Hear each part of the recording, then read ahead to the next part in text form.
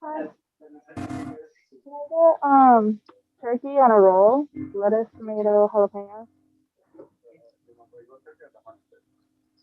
What is it? No cheese and cold. Yeah.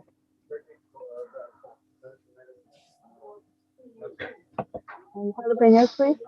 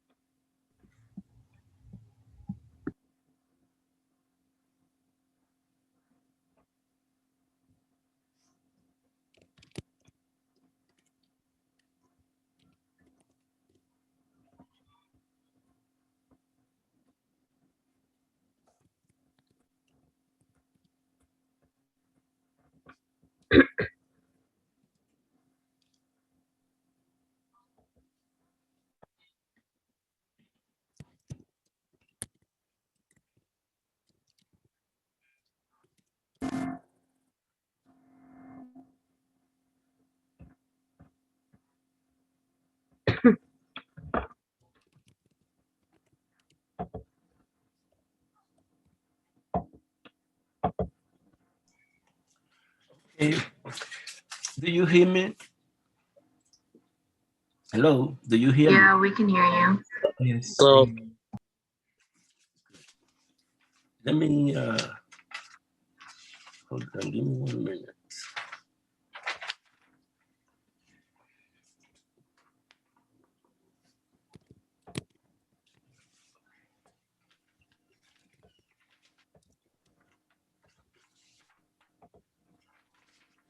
Okay. Listen, today we are going to discuss the our sin that we were supposed to do last, we didn't finish last time we met. And our sin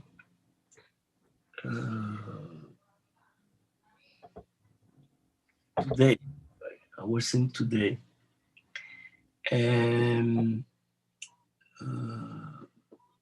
on Wednesday, we are going to discuss the Hernandez about the social and economic foundations of the new colonized people.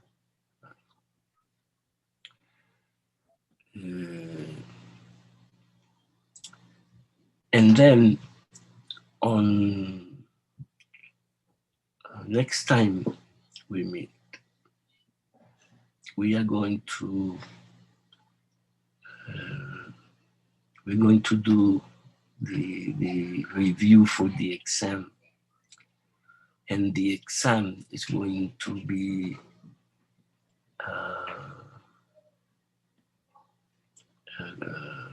the next time we meet. I'm going to write all this. What I want what I mean to say is that we have very few things to do for the exam. And I'm going to send you tonight. I'm going to send you, when I say tonight, after I finish here, I'm going to send you the the question, the elements that we are going to that we are going to base the exam on. It's going to I'm going to give you the exam to giving this question that we are going to the question that we are going to review for the exam next week. Okay, I'm going to give it today, and we are going to review for the exam next week, and you have the exam on the review.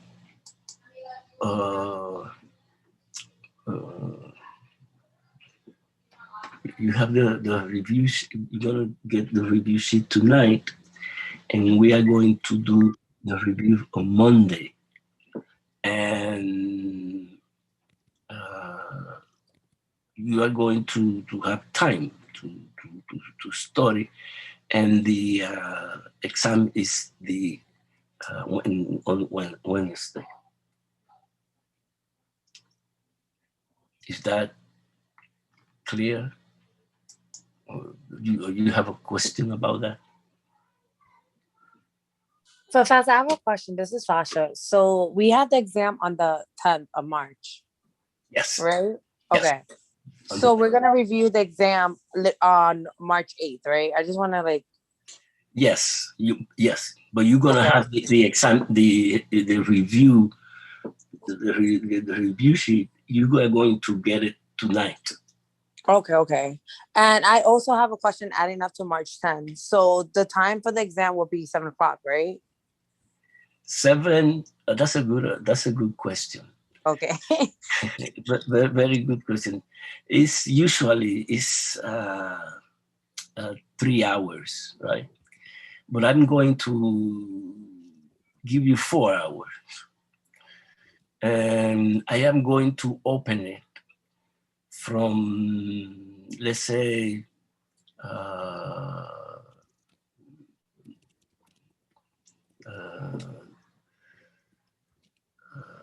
9 in the morning to, let's say, 9 in 11, let's say 11 at the night, right? From 9 in the morning to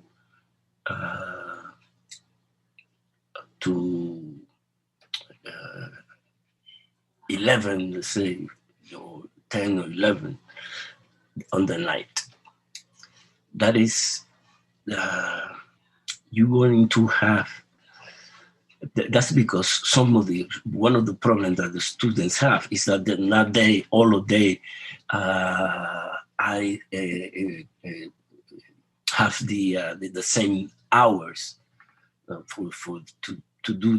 take the exam. So on that time, it is like 12 hours. You are going to do the exam, but the exam is going to last 4 hours, right? No more than that. If you don't finish the exam, you have to finish the exam at once. I mean, once you started to answer the question, you have to finish, because you're not going to have another more time. You will have to have more time. And of course, if you have any problems, you can. I'd be available to if you need me to open for for more hours because you didn't finish. There was a technical problem. Those kind of things that could happen, and it happened. And so, but you're gonna have 4 hours, and you're gonna have to finish, and you not going to open the I don't know, an opening of 11 something like that hours. So if you only can take the exam on the hours that we meet, you do it. You do it in the hours that we meet. That is that we need for class. That we meet for class. But if you it's better for you to do it in the morning because you have something to do at night, then you can take it in the morning. That's the idea. Okay. Are there any questions about that? Yes, again. How many questions are they gonna be there to have so much time? Oh, listen, if you don't want time, I gave you.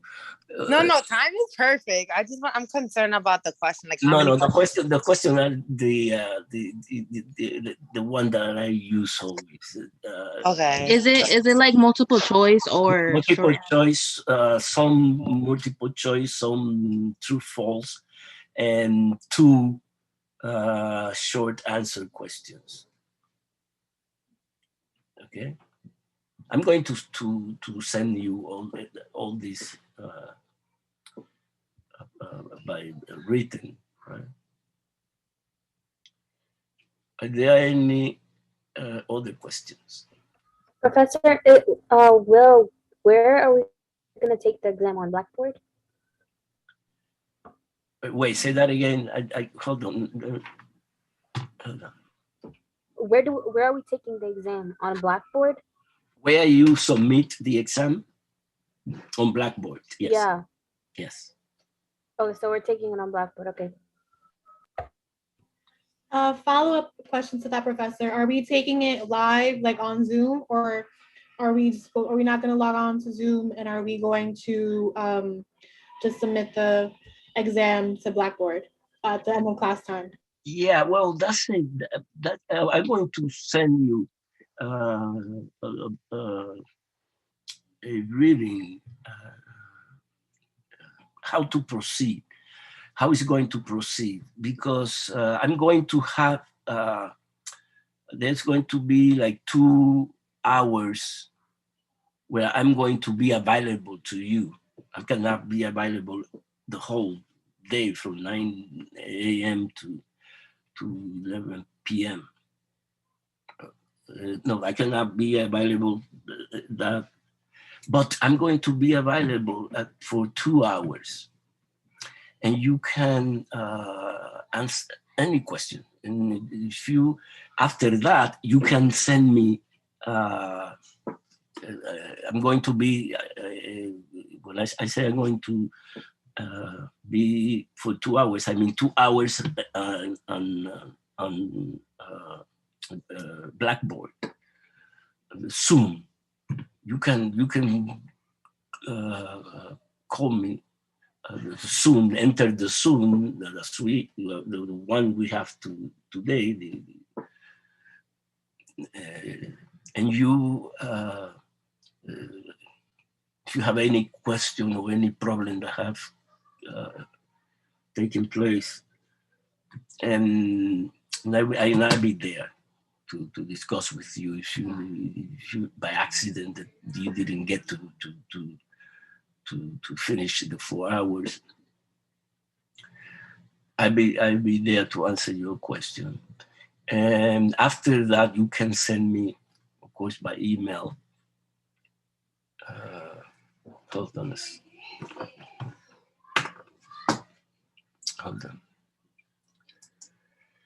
Is that clear? And does that answer the question? Hello? Yes, it does. Is anybody else? Okay, so let's, I have a quick question. yes, go ahead. So on the 10th, is that when you're opening like the window from 9 a.m. to 11 p.m., or is it going to be on a different day? Like, are we still going to have class on the day of the exam, like on the 10th, or is the window open on a separate day? No, the on the 10th, we're going to review for the exam. On the 10th, we're reviewing for the exam. Yes. And the exam is on the 12th. I think so. On the 12th. Okay. But sure. Yes. I'm going to send you today so you can have this coming days to go over to read the review sheet, right? Yes. You can maintain that so you can have more time, because if we review on the 10th and this exam is on the 8th, then you cannot, you don't have time for if it is in the 8th and in the 10th, you don't have time enough time to study. So that's why I'm going to send you today. Yes. The readings, the review sheet, and you are going already, when you go to the review on Monday, you already have studied the review sheet. Yes. Okay, is that clear? Just so the reviews on the 10th, which is on that Wednesday, correct? And then the 12th is when? On the 8th. So the reviews on the 8th, and then we have class the 10th, and then the test is on the 12th? Yes. Okay, perfect. Thank you. Yes. Professor, the 12th is a Friday. Are you sure that's the day it's on? The 12th? Did I say the 8th and the 10th? I thought you said the 12th is the test, and then on the 10th we're reviewing. No, that was a mistake. The review is, I believe, I have to check that.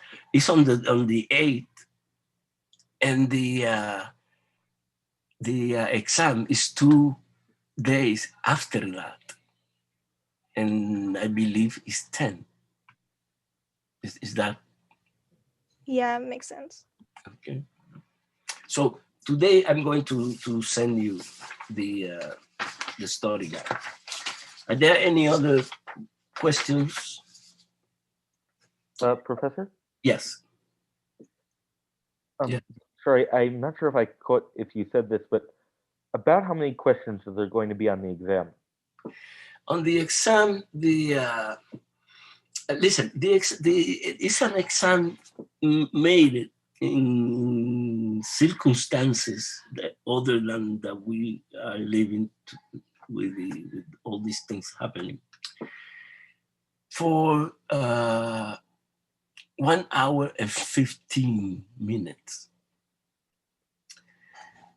The same exam that I used to give in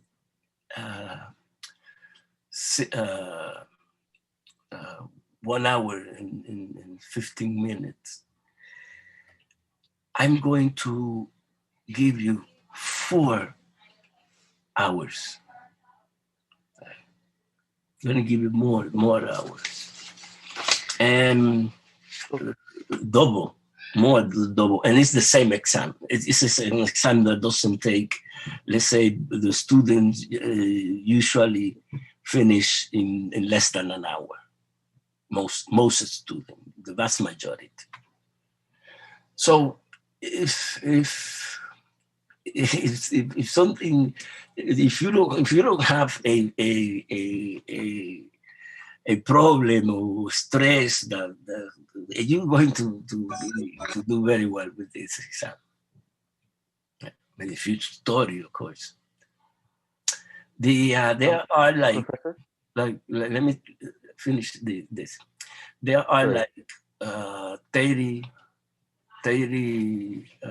questions,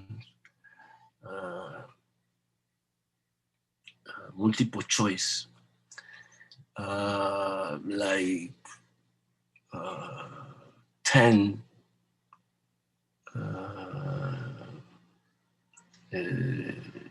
true false and 2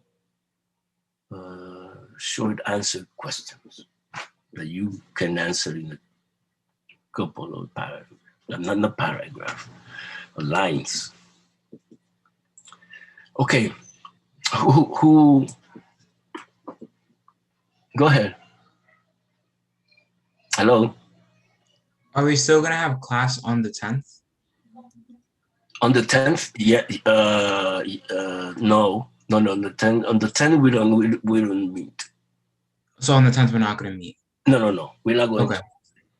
Okay. Professor, what time will the exam be available? I think you said from 9 to 11, but is that in the nighttime or in the day or in the morning? On the nighttime. Okay. On Thank the you. nighttime. But you have to, once you start, you can choose what is more convenient for you. Like So are you saying that we can access the test like anytime as long as it's within the 4 hours? Yes. That's great. Okay. Yeah. That's great. Okay, that's what I thought. Thank you. Okay. Anybody else with that in regards to that?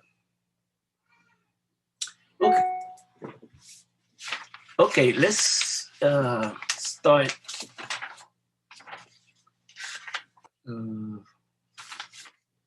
Let's start the Howardson.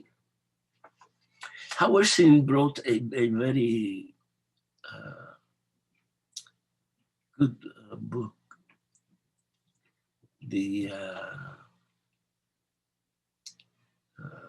About the history of the United States from the perspective of the people of the United States, not the elite of the United States. Probably we use others from that book. Okay, who wants to do number 1? We have only 8 questions. Who wants to do number 1?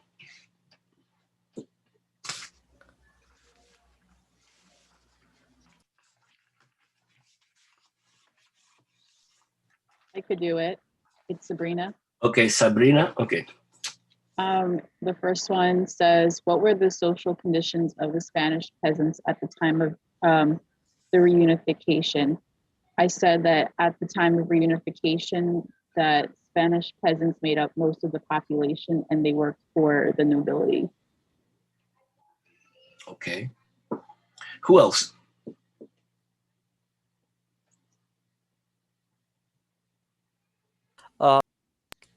Could I go for number 1?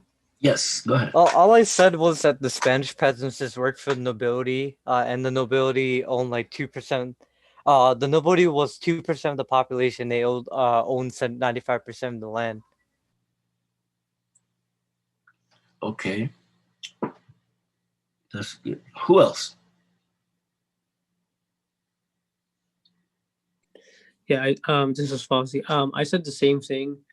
There was a huge gap in economic inequality.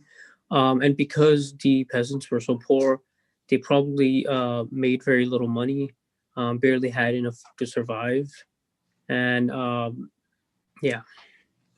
Okay. And what's your name? Fauzi, Fawzi. Okay. Who else? When you answer, please give me your name, because some of you don't have the name visible. You know, you don't make it visible. So, because if not, you're going to lose your grades. Okay, who else? Anthony, what do you write?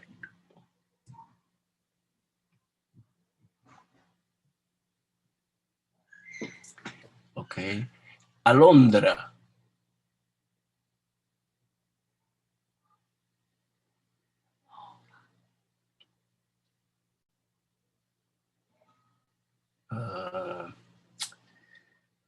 Emily, Liz, what do you write?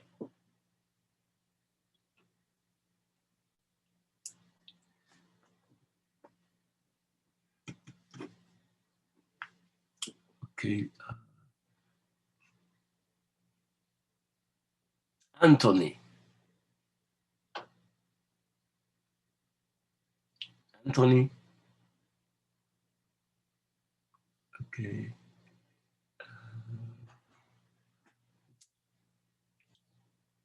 Amy. Well, I basically just said the same thing.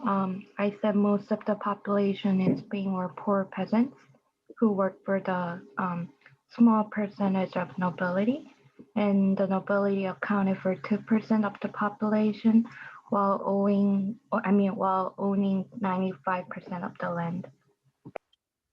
Okay. Who else?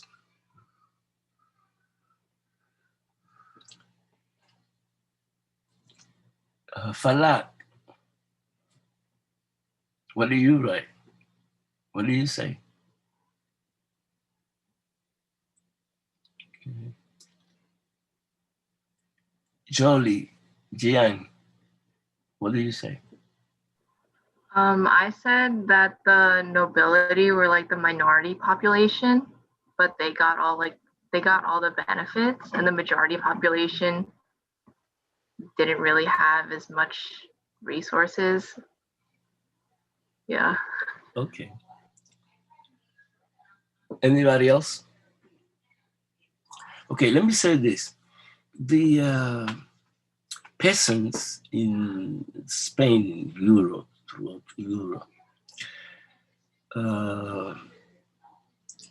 at the time of the reunification, when we talk about the reunification, we're talking about the reunification of the country of Spain.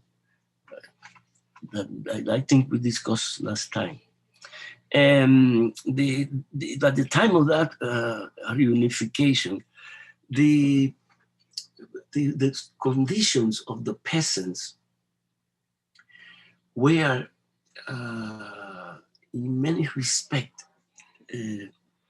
worse than we're talking about the 17th century, the 1600s. The situation in Spain was bad, as all of you say, because in the 14th century, in the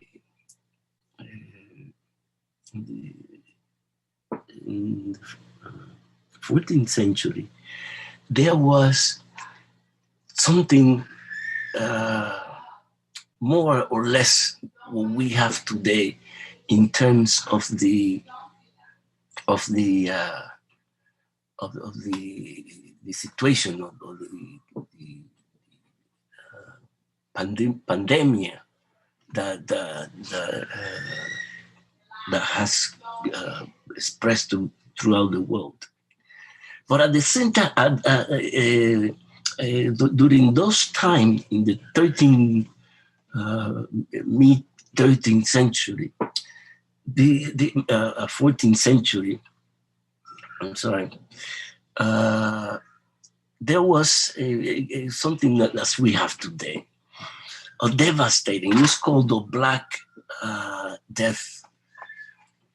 The Black Death. It was create a situation that decimated the peasants, and throughout Europe, decimated the peasants. And more than one third of the peasant population lost their lives. They died, and that created in European society a natural event convert itself, have a huge impact in political impact and social economic impact in the hands of the in the hands of society, in every European society. To begin with, the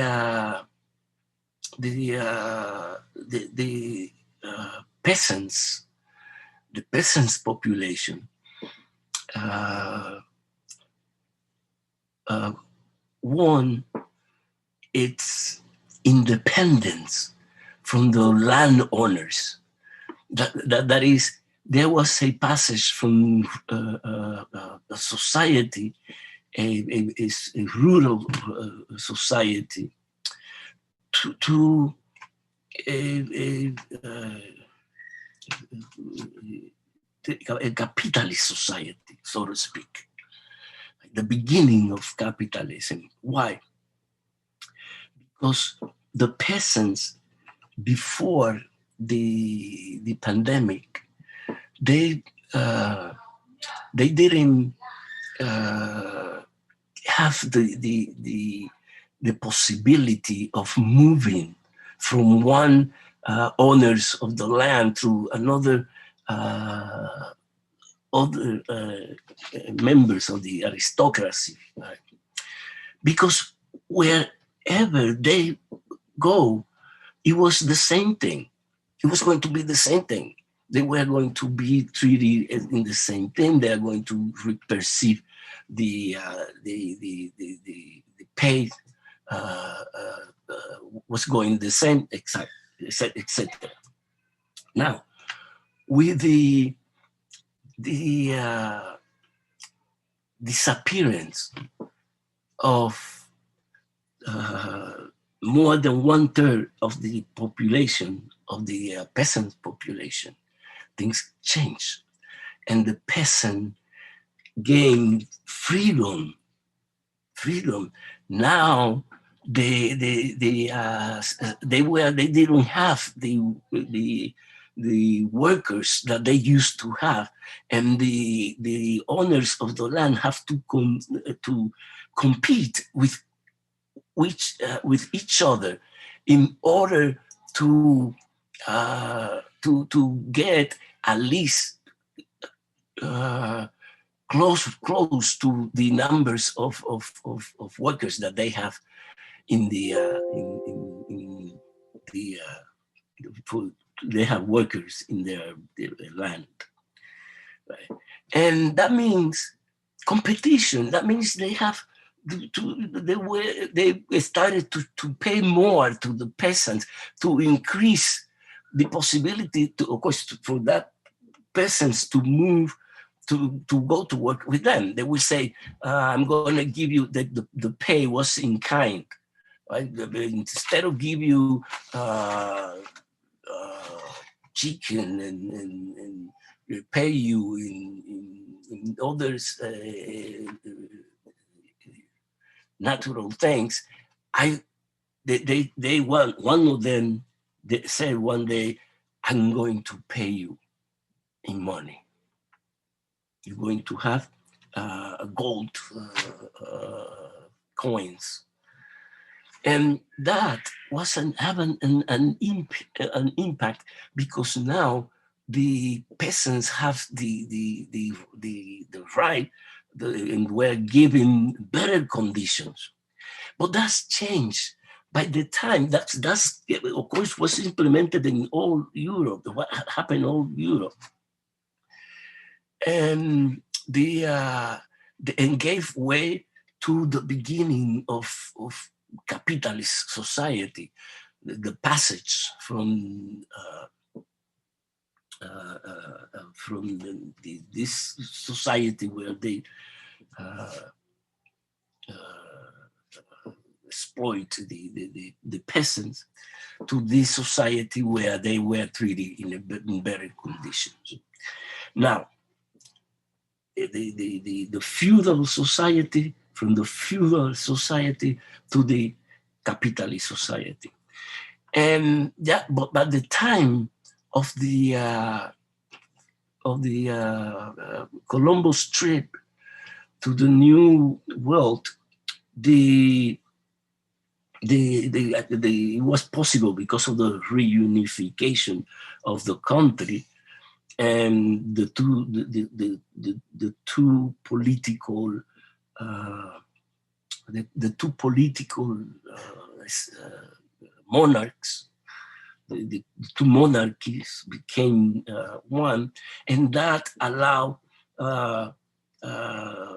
Christopher Columbus the possibility of the resources to travel to that. But before that, the peasants at that time were living in bad condition, despite the fact that in other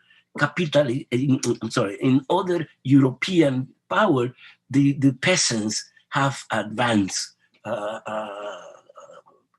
to the new mode of production and participated in the new mode of production, that is from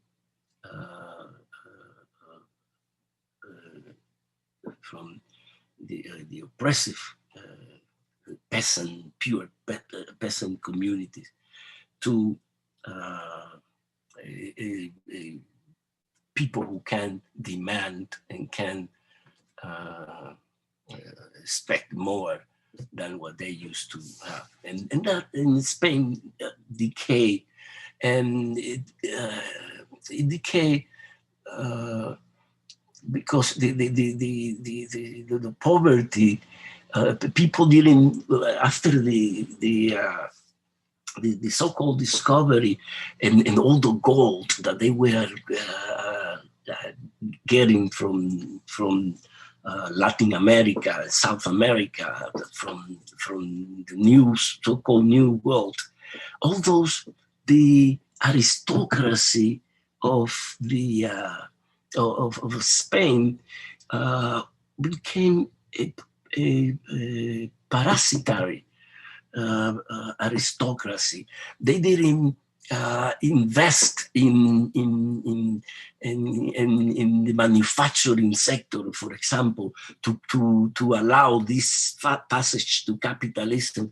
They didn't know. They at the contrary, they stimulate the development of in other countries, but not in their country, because they would buy everything they need with gold.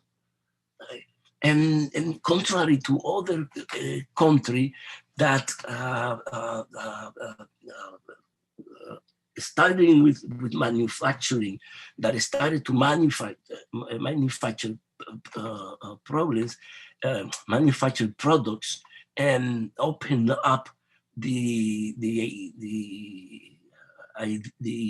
door to the development, increase the time that for the development of capitalism.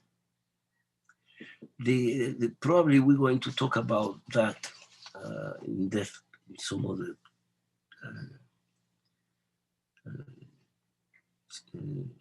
some other time. Okay, the number 2. Who wants to do number 2? Could I go, Professor? Yes, okay, go ahead. I can go. Oh, who's going first? I don't know, deciding among yourself. All right, I got it. All right. So Okay. I'll do question 2. So my name's Arthur. So for question 2, I said on Hispaniola. Can you read the question, please? Oh yeah, sure. If I can find it real quick. Number 2. Yeah, number 2. I think number 2 just asked for the fort was who built the fort in the Western Hemisphere. Okay. What do you say? So I said on Hispaniola, Columbus built the first military base in the Western Hemisphere out of timbers from the Santa Maria, and he called the fort Navidad, which means Christmas in Spanish. Okay, who else? I can go. Okay, go ahead. Columbus built the first military base in the Western Hemisphere on an island called Hispaniola, and he called it Navidad. And it's Tiffany. Okay, Tiffany. Okay, who else? Hi, Professor George Galvez. Okay, go ahead. Yeah, the question was who built the first military base in the Western Hemisphere and where was built? My answer was Christopher Columbus built the first military base in the Western Hemisphere, and it was built in the Española, in what we know today as Haiti and Dominican Republic. And he called it the Navidad or Christmas in English. Okay. Thank you, Professor. Okay. Who else? Anybody? Professor? Yes, go ahead. Yeah, so I agree with what everyone What's has your said. name? Can you give me your name, please? Oh, sure, Fozzie. Okay. Yeah, so I just wanted to add on to what everyone else has already said. Also at the fort, he left some crew members and he instructed them that they were to find and store gold on that fort. And he also took Indian prisoners on the land that he built the fort on. So he took prisoners from there. And yeah, that's it. Okay. Who else? Professor? Yes. I wrote that Columbus built the first what's your military name? base. What's your name? Benjamin Stuck. Benjamin. I wrote that Columbus built the first military base in Haiti. In what is modern day Haiti. Okay. Anybody else?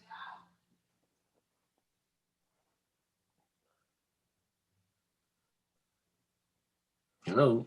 Who else? Dora Rodas. What did you say?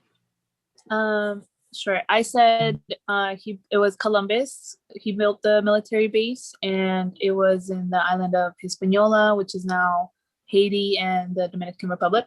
Yes. Okay. Who else? Anybody else? Okay, let's move on.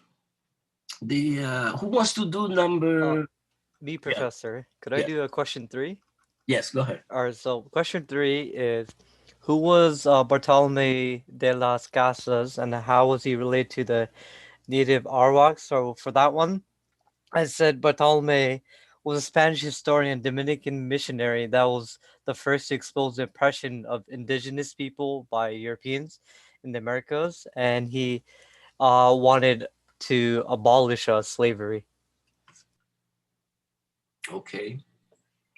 I can go. Okay, go ahead. This is Bobby. So I said he was a young priest who participated in the conquest of Cuba.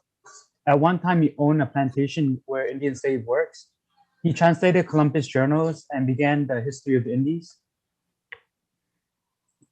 Okay. Who else?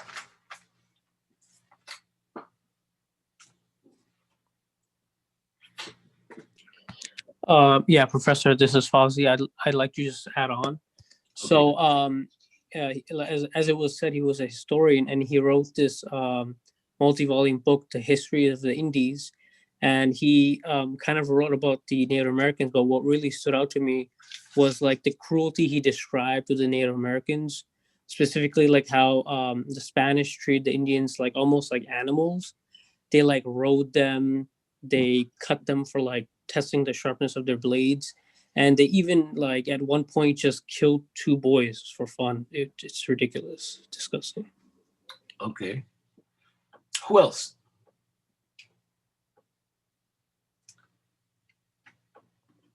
Anybody? Professor, this Yeah. is Fatu. Yeah. I also had the same answer as, I don't know who said it, but Bartolome was also a young priest. He was related to the native Arawaks because once he owned a plantation where they were enslaved. That's what I have. Okay. Who else?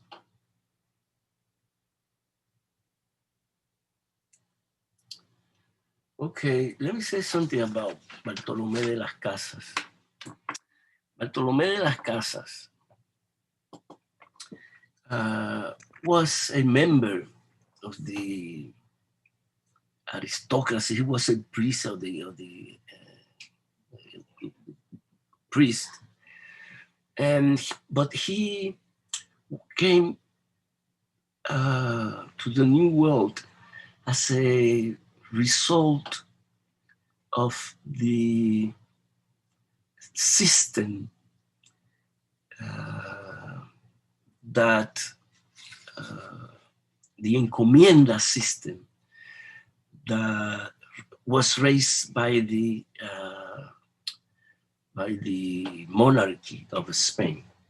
The encomienda, I think we have discussed that. The encomienda system was a system by which it works like feudalism, right? By the feudal way of concentration of capital, of resources, of money. The king would take a piece of land from the map, a piece of land, and say to a member of the nobility, one of the members of the nobility, a high-ranking priest like Bartolomé de las Casas, you look. In this, I'm going to give you this piece of land. It was, I'm going to give you this piece of land. You're going to find, I don't know, 1,000 or 200 Indians, put them to work. You can, it's good for a plantation economy. So developed the plantation economy. It has gold. You take the gold, and you take whatever you're going to need to reproduce the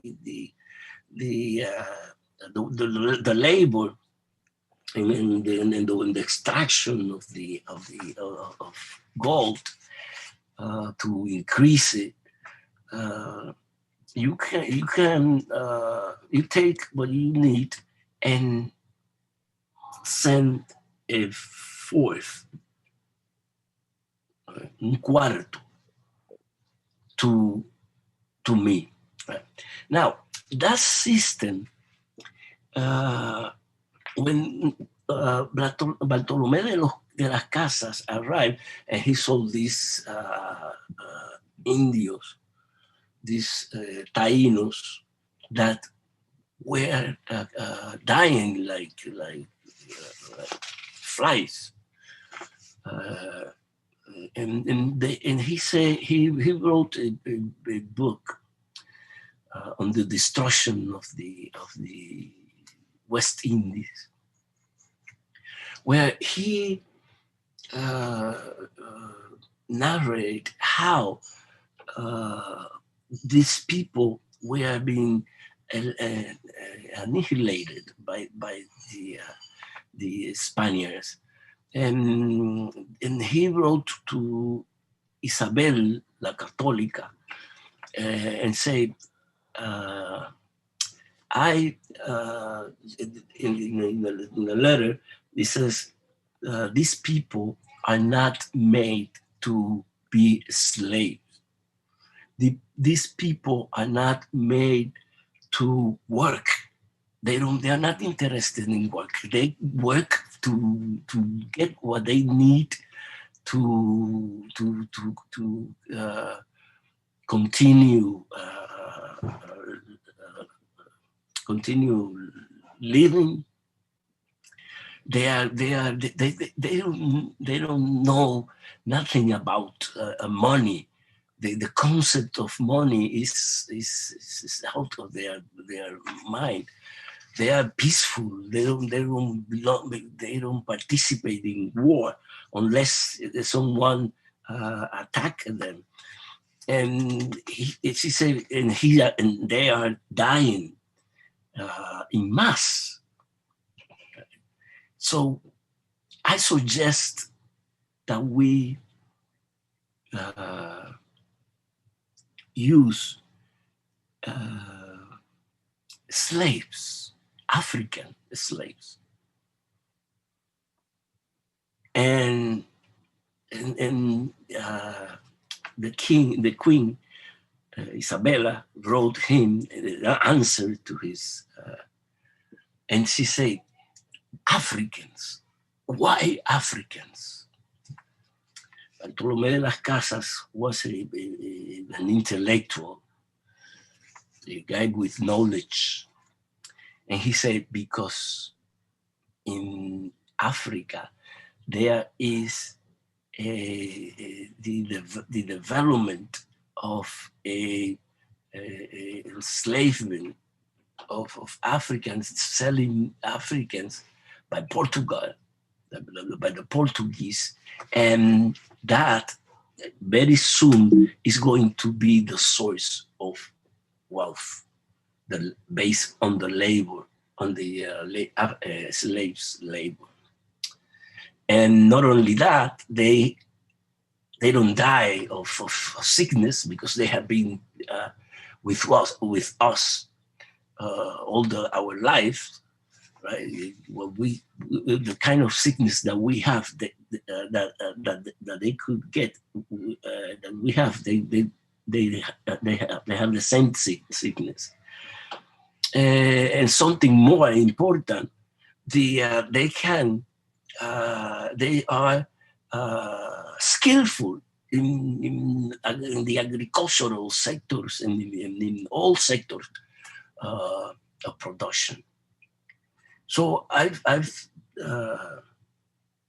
suggest that at that time, the idea of slavery have changed considerably.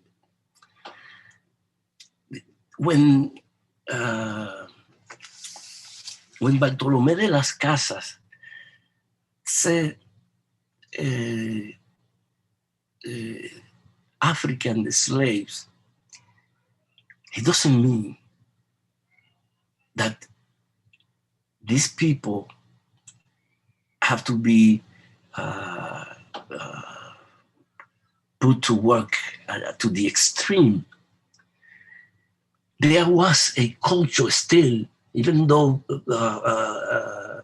slavery had been abolished in most places of the world.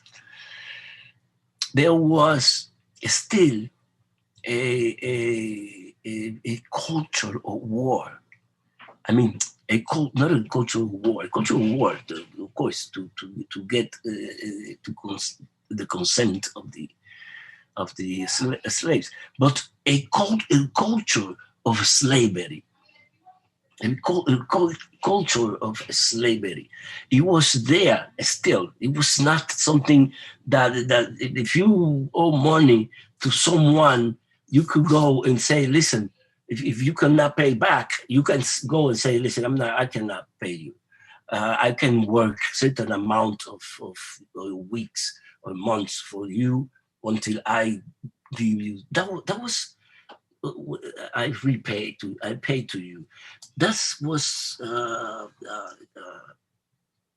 used not only against Africans, against Europeans, the poor Europeans.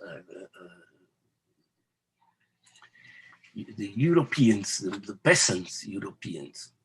So it was, of course, contradictory, sense to us, but in Africa itself, there were Africans selling other people that they hunt, that they go after them, and sending them and selling them to the Portuguese and Europeans.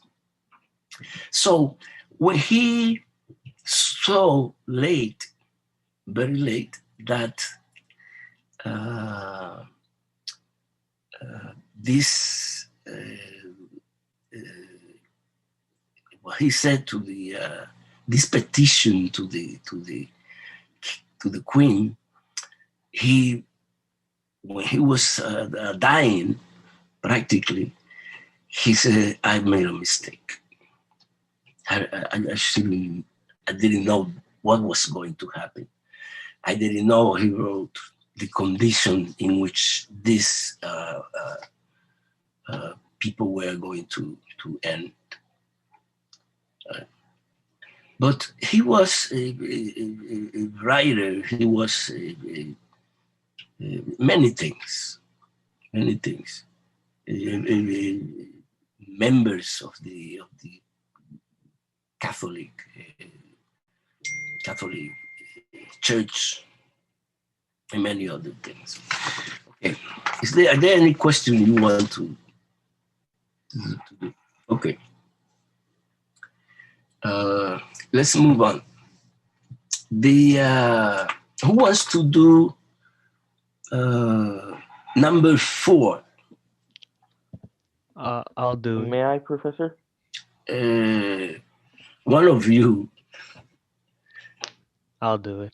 Okay, go ahead. This is Donald.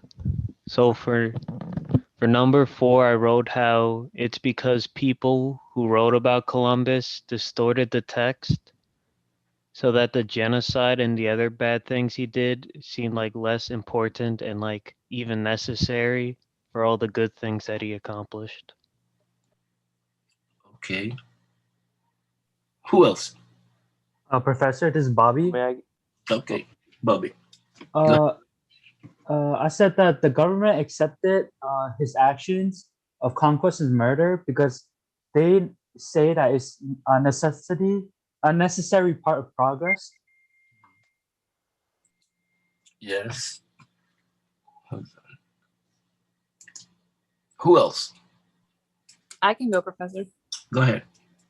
This is Dora, and I said it was an ideological choice to justify colonization, and that we've just learned to bury the atrocities within the textbooks, and it's like a learned sense of moral proportion that is a result of the objectivity of the scholar. Okay. Who else? Hi, Professor. This is George Galvez. George. I wrote why Christopher Columbus became known as a hero and not as a person who committed genocide. My answer was Columbus' heroism for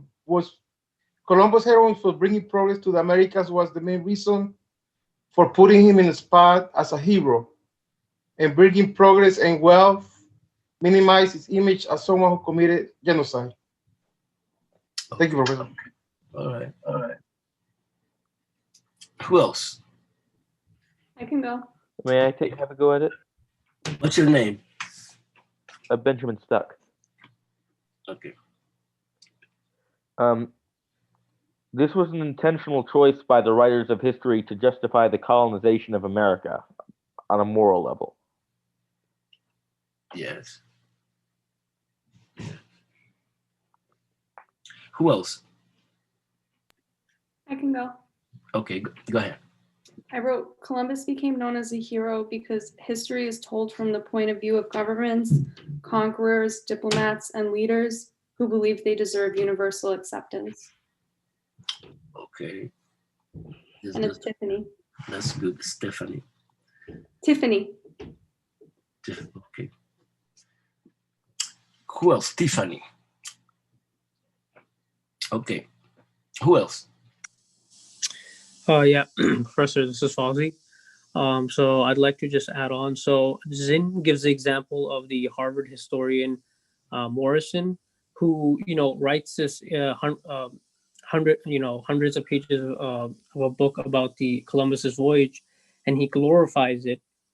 He does tell the truth, like he does say that Columbus committed genocide, but that's just a single page, in hundreds of pages. So what Zinn describes it, he says he states the facts, but then buries it in a mass of information, right? So to say that the genocide weighs very little in our judgment, in his words. Yeah. Okay, who else? Hello. Anybody else? Okay, let me say this. The reason why you were very, your answers were very intelligent and very, and I agree with that. It's true. The elite of this country, not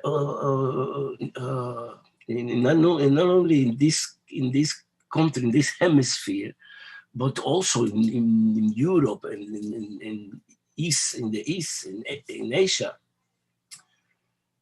They were the ruling elite, and they were the ones who write books, who have media, etc., etc., who have the resources to someone that open up, because he opened up the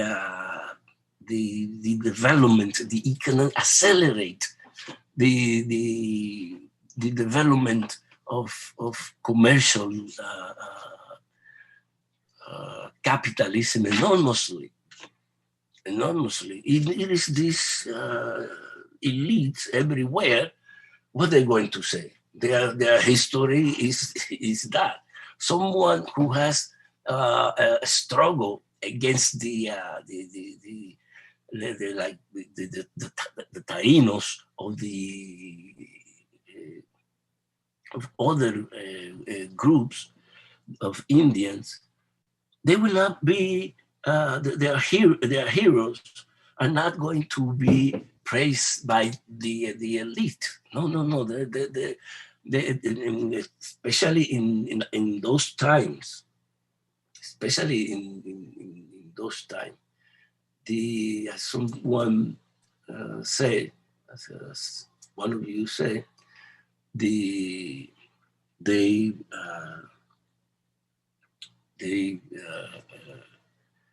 created, pushed their ideas because they have the ideas that were concordance with Columbus. There's no doubt about that. Okay, anybody else?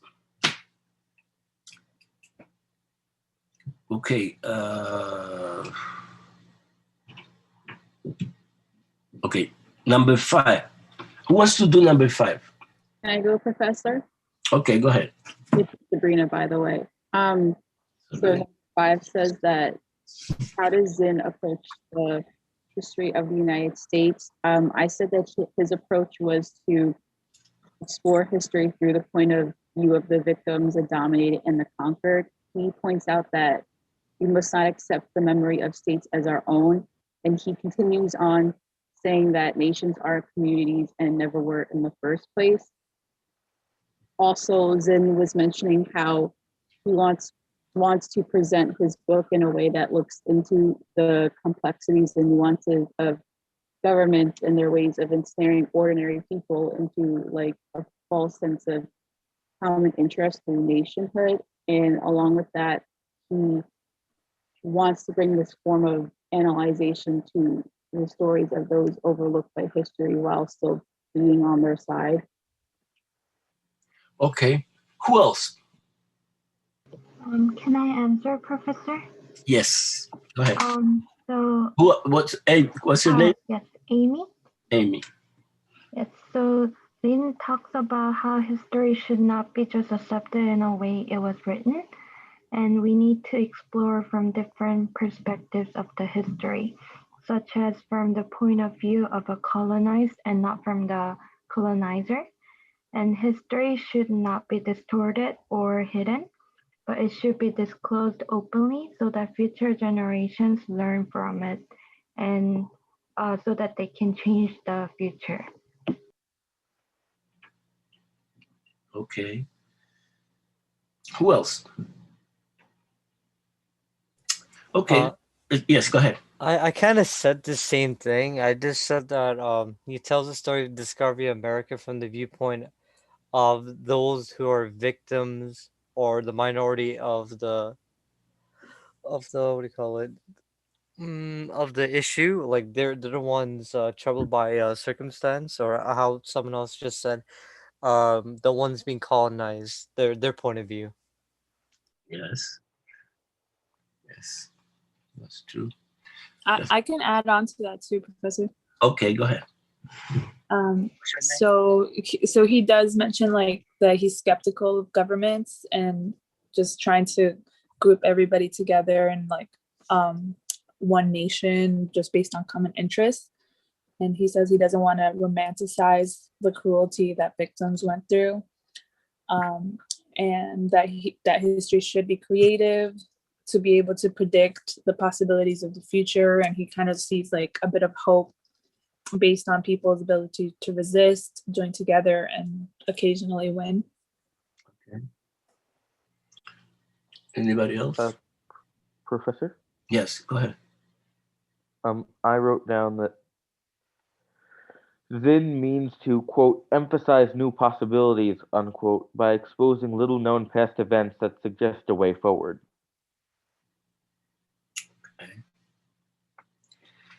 Okay, who else?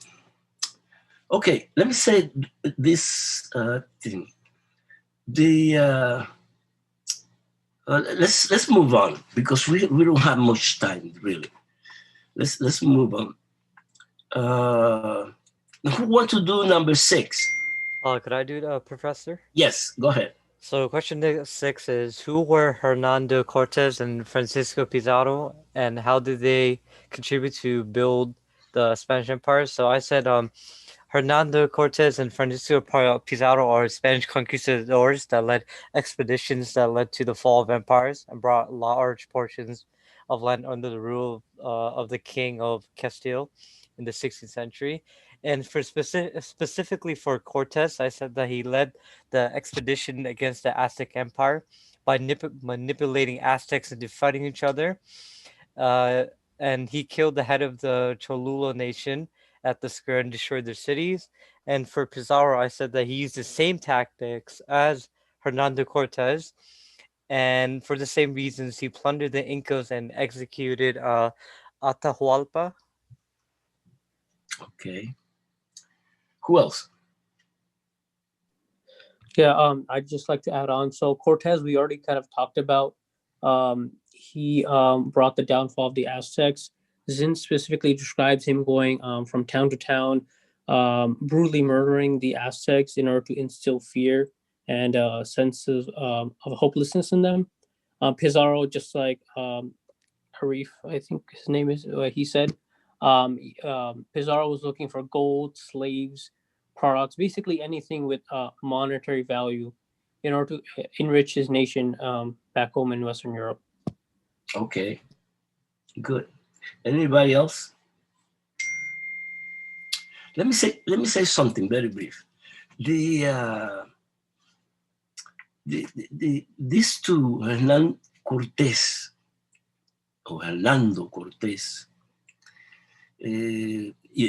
and Francisco Pizarro, were, of course, the conquistadores that conquest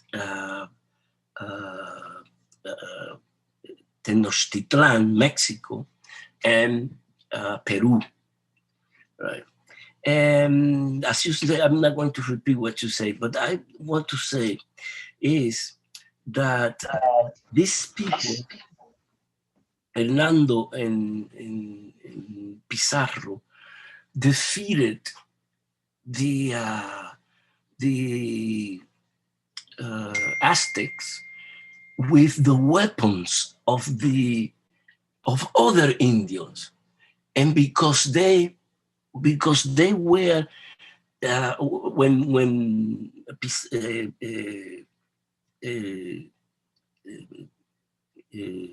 what's Cortés, right? Hernán Cortés arrived to Tenochtitlan, the capital of the Aztec Empire. He said he was amazed by how these people did this thing, and one of the things that he thought was this thing. It was the greater city in the whole world, right? In the whole world, and they say these people didn't build this with free labor. There has to be a slavery. And what we are going to do is to create an alliance with those who were against the Aztecs. And that's what they did. That's what they did, the Spaniards. They were not matched to fight with the Aztecs. The Aztecs were a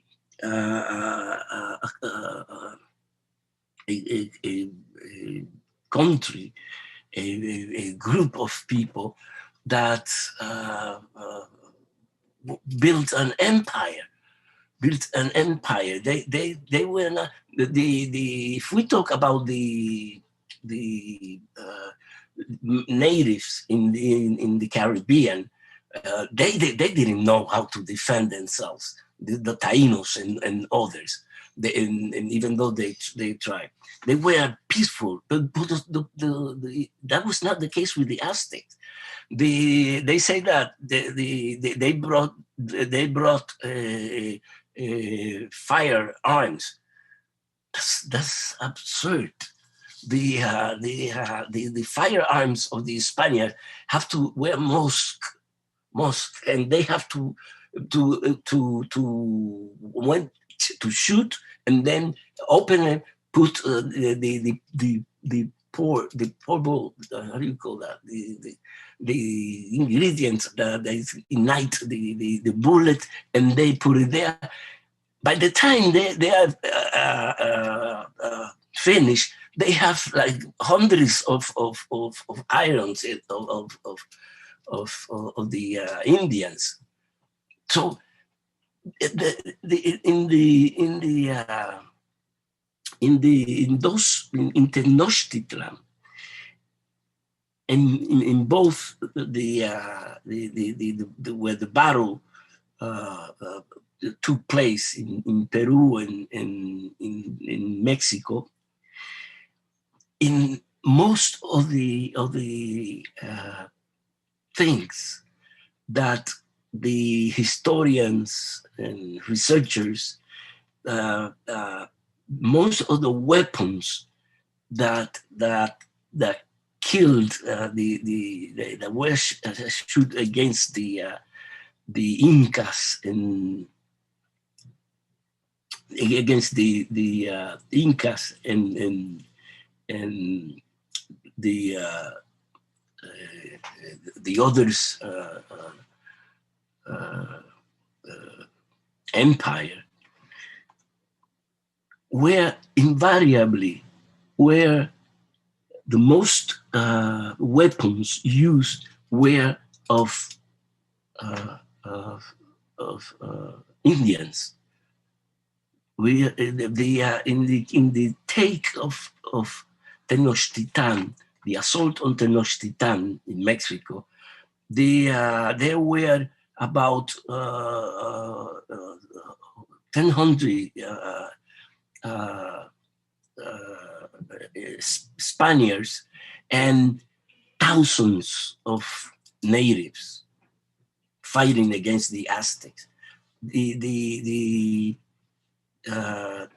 strategy of unite and united with the natives was work. Okay, what time is it? 8:18. 8:18. Okay, we're gonna finish here. Okay, and next time we have two more questions. Unless you want to say something about this, what we're talking about. Okay, so I'm going to send you later the study guide. Okay, for the review. Okay, so thank you, Professor. Take care and good night. Good. Bye, Professor. Thank you. Have a good night. Thanks, Professor. Take care.